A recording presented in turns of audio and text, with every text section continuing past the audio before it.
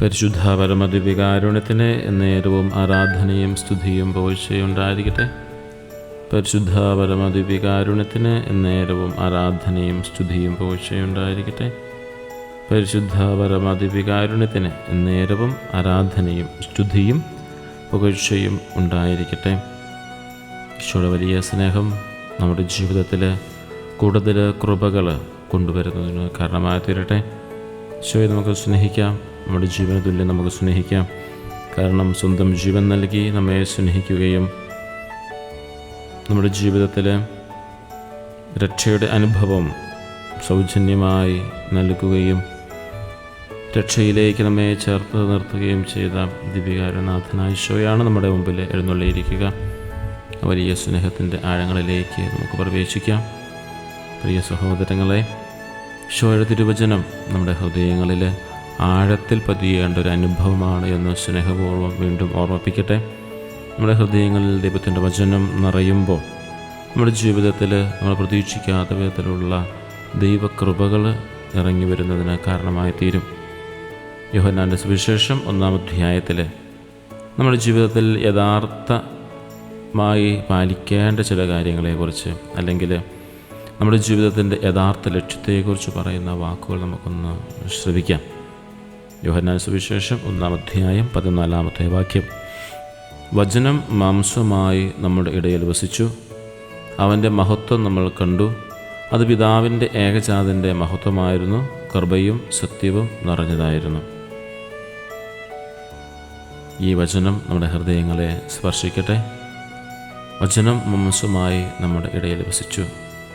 ഈശോ വെറുമൊരു ചരിത്ര പുരുഷനായിട്ടല്ല, അവിടുന്ന് വെറുമൊരു പ്രവാചകനായിട്ടല്ല, മറിച്ച് ദൈവമായിട്ട്, നമ്മുടെ രക്ഷകനായി, നമ്മുടെ കൂടെ നടക്കുന്നവനായി അവിടുന്ന് നമ്മുടെ കൂടെയായിരുന്നു.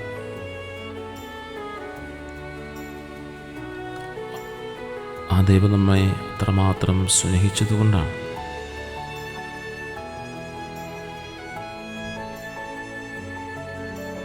അവൻ മനുഷ്യനായി നമ്മുടെ ഇടയിലേക്ക് വന്നത്.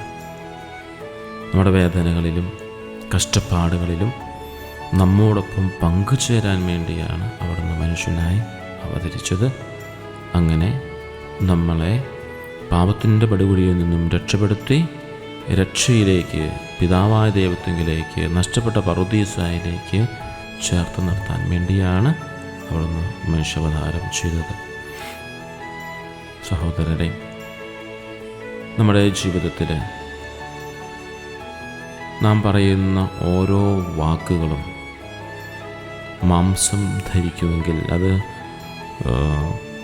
പ്രായോഗിക തലത്തിലേക്ക് വരുമെങ്കിൽ നമ്മുടെ വാക്കുകളെ നമ്മൾ എത്രമാത്രം സൂക്ഷിക്കേണ്ടതായിട്ടുണ്ട്. വചനം മാംസം ധരിക്കും എന്ന് പറയുമ്പോൾ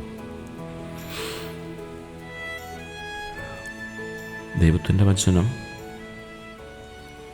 അത് കൃപയുടെ, അനുഗ്രഹങ്ങളുടെ വലിയ തലത്തിലേക്ക് നമ്മെ കൊണ്ടുപോകുന്നത് പോലെ തന്നെ നമ്മുടെ വാക്കുകൾ നല്ലതുപോലെ നമ്മൾ സൂക്ഷിക്കേണ്ടതായിട്ടുണ്ട്.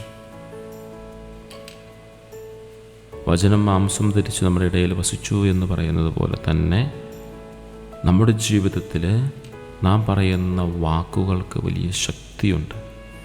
പലപ്പോഴും നമ്മുടെ ജീവിതത്തിൽ നമ്മൾ തന്നെ നമ്മുടെ അന്ധകരായി മാറുകയാണ്.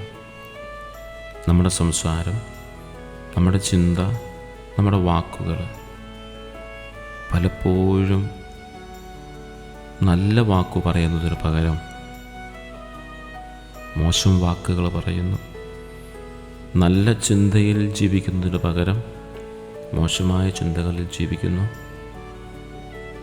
നല്ല ആഗ്രഹങ്ങൾക്ക് പകരം നല്ലതല്ലാത്ത ആഗ്രഹങ്ങൾ നമ്മുടെ ജീവിതത്തിൽ ഉണ്ടാവുന്നു. അതുകൊണ്ട് സംഭവിക്കുന്നത് എന്താണ് എന്ന് ചോദിച്ചാൽ, വചനം മാംസം ധരിക്കുന്നുണ്ട്. അവിടെ രണ്ടാമത്തെ ഒരു സംഭവം, ഒരു മഹത്വം നമുക്ക് കാണാനായിട്ട് സാധിക്കില്ല. എന്നാൽ യോഹന്നാന്റെ സുവിശേഷം 1:14 പറയുന്നതാണ്, വചനം മാംസമായി നമ്മുടെ ഇടയിൽ വസിച്ചു, അവൻ്റെ മഹത്വം നമ്മൾ കണ്ടു. അത് പിതാവിൻ്റെ ഏകജാതൻ്റെ മഹത്വമായിരുന്നു, കൃപയും സത്യവും നിറഞ്ഞതായിരുന്നു. നമ്മുടെ ഓരോ വാക്കുകളെടുത്ത് പരിശോധിച്ച് നോക്കുക. ആ വാക്കുകളിൽ കൃപ എത്രമാത്രമുണ്ട്, സത്യം എത്രമാത്രമുണ്ട്, ഒരു ദൈവപുത്രൻ്റെ മഹത്വം എനിക്കുണ്ടോ? ആ വാക്കുകൾ കേൾക്കുമ്പോൾ മറ്റുള്ളവർ ആ ഒരു വാക്ക് കേൾക്കുമ്പോൾ അതിൻ്റെ മഹത്വം എത്രമാത്രമാണ് മനസ്സിലാക്കുന്നത് എന്ന് പരിശോധിച്ചാൽ തന്നെ നമ്മുടെ ജീവിതത്തിൽ നമ്മൾ അനാവശ്യമായി പറയുന്ന വാക്കുകളുടെ വലിയൊരു നീണ്ട നിര നമ്മുടെ ജീവിതത്തിലുണ്ടോ എന്ന് പരിശോധിക്കണം. നമ്മൾ സങ്കടം വരുമ്പോൾ പറയുന്ന വാക്കുകൾ, വിഷമം വരുമ്പോൾ പറയുന്ന വാക്കുകൾ, അരിശം വരുമ്പോൾ പറയുന്ന വാക്കുകൾ, സ്നേഹം തോന്നുമ്പോൾ പറയുന്ന വാക്കുകൾ,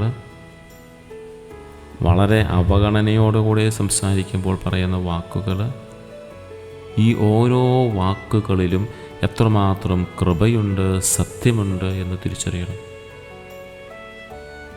ദൈവത്തിൻ്റെ മകനായ, ദൈവത്തിൻ്റെ മകളായ ഞാൻ സംസാരിക്കുമ്പോൾ അവിടെ കൃപയും സത്യവും എത്രമാത്രം ഉണ്ട് എന്ന് പരിശോധിക്കുന്നത് നല്ലതാണ്. എത്രമാത്രം കൃപയുണ്ട്, എത്രമാത്രം സത്യമുണ്ട് എന്ന് നമ്മൾ തിരിച്ചറിയുന്നത് നല്ലതാണ്.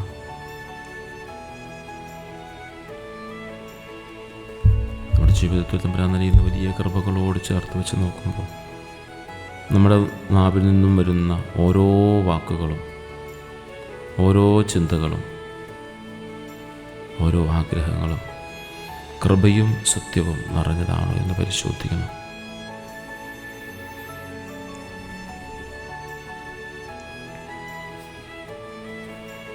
നമ്മൾ ചെയ്യുന്നതെല്ലാം ശരിയാണോ എന്നുള്ളതല്ല,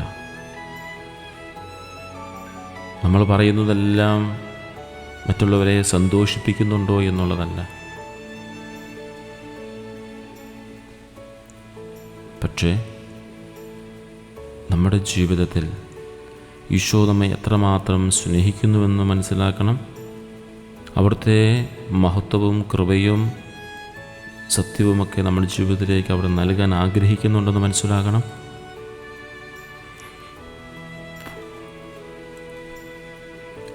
ആ ഒരു വലിയ സത്യം തിരിച്ചറിഞ്ഞ്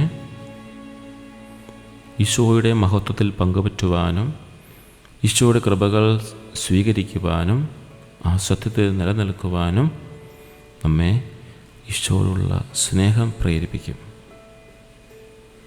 പലപ്പോഴും നമ്മൾ മറ്റുള്ളവരോടുള്ള സ്നേഹത്തെ പ്രതിയാണല്ലോ ചില കാര്യങ്ങൾ.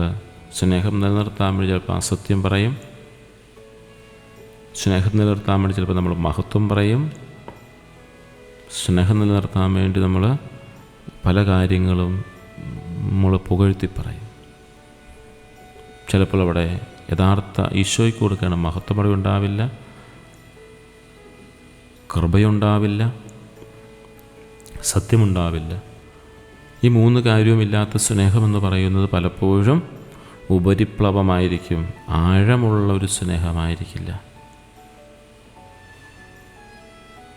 അതുകൊണ്ട് ഈശോയുള്ള സ്നേഹം അത് ഉപരിപ്ലവമായ സ്നേഹമാവരുത്. നമ്മുടെ രക്ഷകനായ മിശിഹായ്ക്ക് മഹത്വം നൽകുന്നതും രക്ഷകനായ മിശിഹായ എന്ന കൃപ സ്വീകരിക്കുന്നതും രക്ഷകനായ മിശിഹായ എന്ന സത്യത്തിൽ നിലനിൽക്കുന്നതുമായ സ്നേഹമാണ് നമുക്കുണ്ടാവേണ്ടത്. അതാണ് വചനം മാംസം ധരിച്ചു എന്ന് പറയുമ്പോൾ ആ വലിയ സ്നേഹത്തിൽ നമുക്ക് ജീവിക്കാനായിട്ട് സാധിക്കട്ടെ എന്ന് സ്നേഹപൂർവ്വം ഓർമ്മിപ്പിക്കുകയാണ്. ഈ ദിവ്യകാരണത്തിന് മുമ്പിലായിരിക്കുമ്പോൾ നമുക്ക് ഏറ്റവും സ്നേഹപൂർവ്വം, ഏറ്റവും തീഷ്ണതയോടെ ആഗ്രഹിക്കാവുന്നൊരു കാര്യമാണ് ഈശോയെ വചനം മാംസം ധരിച്ച് ഈ ഭൂമിയിൽ വസിച്ചതുപോലെ ഞങ്ങളുടെ ഓരോ വാക്കുകളും അതിന് ശക്തിയുണ്ട് എന്ന് നിങ്ങൾ മനസ്സിലാക്കുകയാണ്.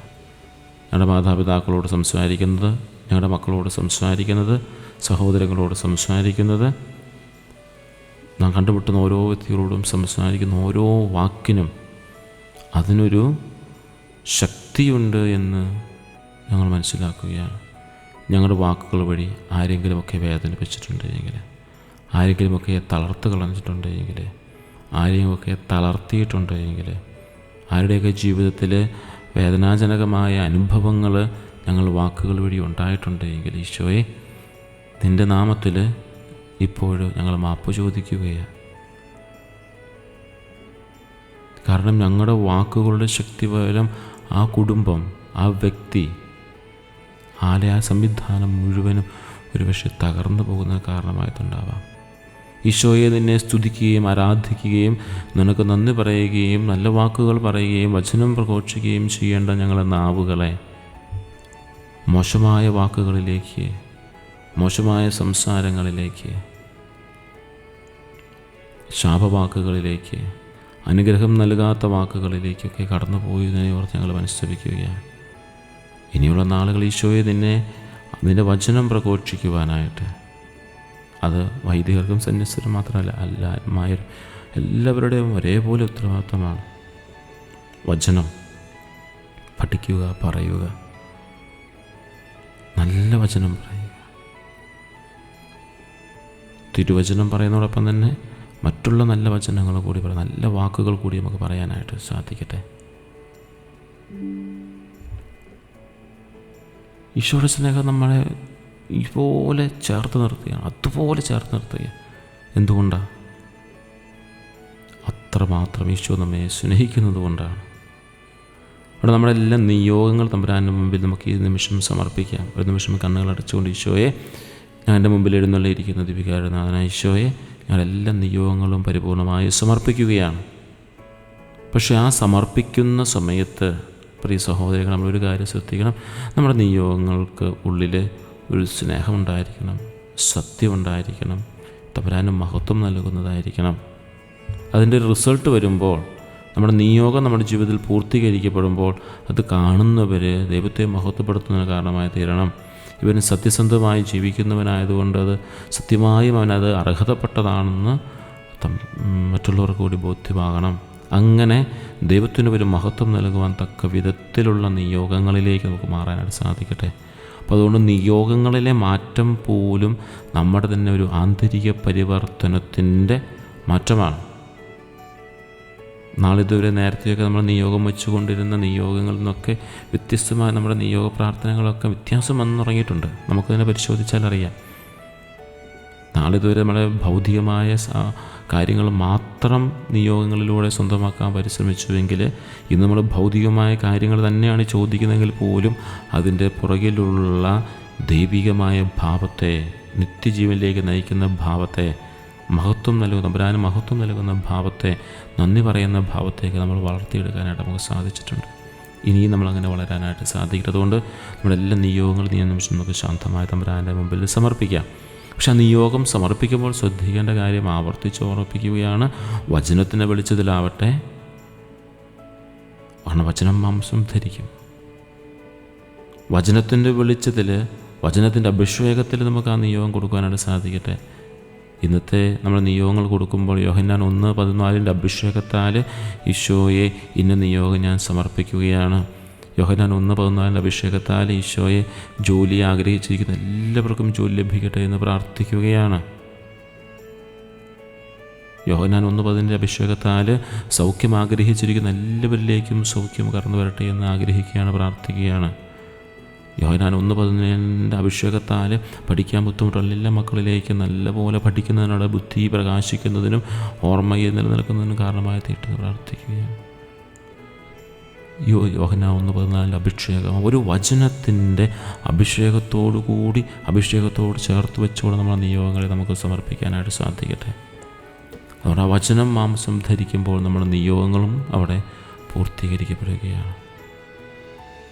കുറേ സമയം നമുക്ക് ശാന്തമായിരുന്ന് നമ്മുടെ നിയോഗങ്ങൾ ഈശോയുടെ തിരുമുമ്പിൽ സമർപ്പിക്കാം. പക്ഷെ ഞാൻ പറഞ്ഞതുപോലെ വചനത്തിൻ്റെ വെളിച്ചത്തിൽ നമുക്ക് ചെയ്യാനായിട്ട് സാധിക്കട്ടെ. പരിശുദ്ധ പരമദിവ്യകാരുണ്യത്തിന് എന്നേരവും ആരാധനയും സ്തുതിയും പുകഴ്ചയുണ്ടായിരിക്കട്ടെ. പരിശുദ്ധ പരമദിവ്യകാരുണ്യത്തിന് എന്നേരവും ആരാധനയും സ്തുതിയും പുകഴ്ചയും ഉണ്ടായിരിക്കട്ടെ. നമ്മുടെ കർത്താവ് വിശ്വമിശിഹായുടെ പിതാവായ ദൈവത്തിൻ്റെ സ്നേഹവും പരിശുദ്ധാത്മാവിൻ്റെ സുഖവാസവും നമ്മെല്ലാവരോടും കൂടി ഉണ്ടായിരിക്കട്ടെ, ഇപ്പോഴും എന്നേക്കും. ആമേൻ.